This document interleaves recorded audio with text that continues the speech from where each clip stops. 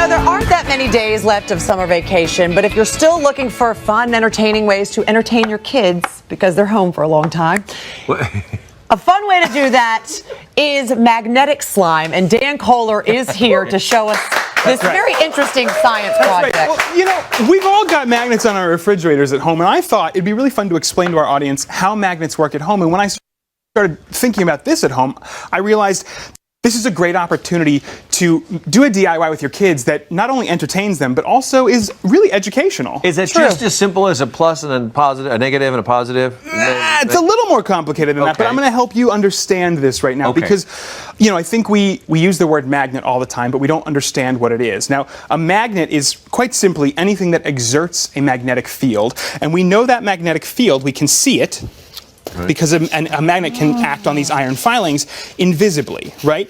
But saying that something has a magnetic field is still kind of confusing. So I'm going to break this down a little more by using some shoes. That's Debbie, like those things. Is your shoe closet pretty packed? Are those mine? Yeah, these are your shoes. Oh, we took some. I was wondering. Now, inside every magnet, you've got something called a domain. And I'm going to use this shoebox as an example for a domain.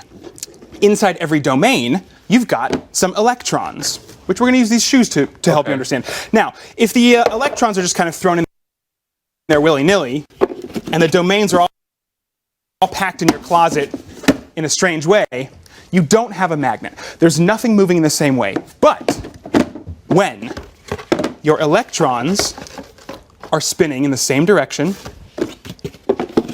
and all of your domains and all of the electrons are lined up perfectly. I'm just right. Yep. Everything is together. This is what you call a magnet. It's all about those spinning electrons, and all of a sudden, everything is exerting a force in one direction. Oh, okay. Yeah. All right. Now, that's why you like shoes so much. That explains why I like shoes so much. I figured that's why you have so many shoes in your closet. Now, this actually took a very long time to discover. We didn't figure out how magnets were working for a long time, but that didn't stop us from using them. Magnets have been used around the world for centuries. I mean, we even have evidence in 600 BC in Greece. They're using the word magnet to describe a rock that attracts iron. But we still didn't know how it worked? We still didn't actually know. It was very recently that we were able to use this analogy of shoe boxes and shoes, but to say that there are domains and electrons to describe how a magnet exerts a force. But even though we couldn't describe them, we could make use of them. Sailors, for instance, noticed that thin pieces of metal began to align with the North Pole, right? This was an accident? Well, yeah, you start to notice it. I'm going to pull up a compass here so we can prove this. But you can make a compass at home, and it's very easy. First thing you want to do is just cut off a small piece of wine cork. Okay. That's a tiny little knife. The sailors would do this? Well, the sailors had other ways of making compasses, but this is the easiest way for you to do it at home. I just thought yo-ho and a bottle of rum maybe kind of helped out a little bit there. Bottle of rum. Now, once we have that, we're going to take, this is just a strong magnet, and I'm going to groom a regular sewing needle. You can see this right here. And grooming the needle means I'm just going to brush it across the magnet 10, 15 times in the same direction. Is that transferring its powers? It's not actually transferring. What it's doing, imagine that this needle is Debbie's shoe closet. What it's doing right now is organizing every one of those shoe boxes in a line. It's actually cleaning up that closet so that everything is pointing in the same direction. Oh, nice. And suddenly... Oh my God, who knew? Yeah. Suddenly all you have to do here is insert that needle through the wine cork. Okay. Well, the sailors had a lot of time on their hands. Yeah, they sure did. Well... Okay. And see, it's big, Mark. Oh, big. That's right. We've got a little glass of water here. You put the compass right in the water. It will always align. What? No. What? And you can actually prove this right now. If you're looking at my compass right here. Okay, that is so weird. Now, how long will it stay aligned like that? Well, look, it's still going. Still going to go back and forth.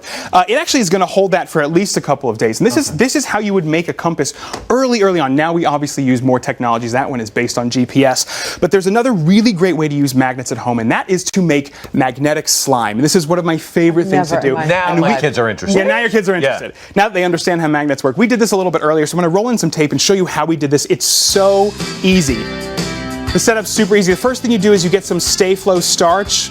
Just a half cup of that, And I'm going to stir into that some synthetic iron oxide. You can also use some iron filings. All of these things are very easy to find at on Amazon or even at craft stores. Next up, I'm going to stir in half a cup of Elmer's glue, the same amount as the starch. You just want to make sure it's even, and stir it, and then get your hands in there. Everyone put your gloves on. Okay. This gets really messy. You're going to want to knead that together.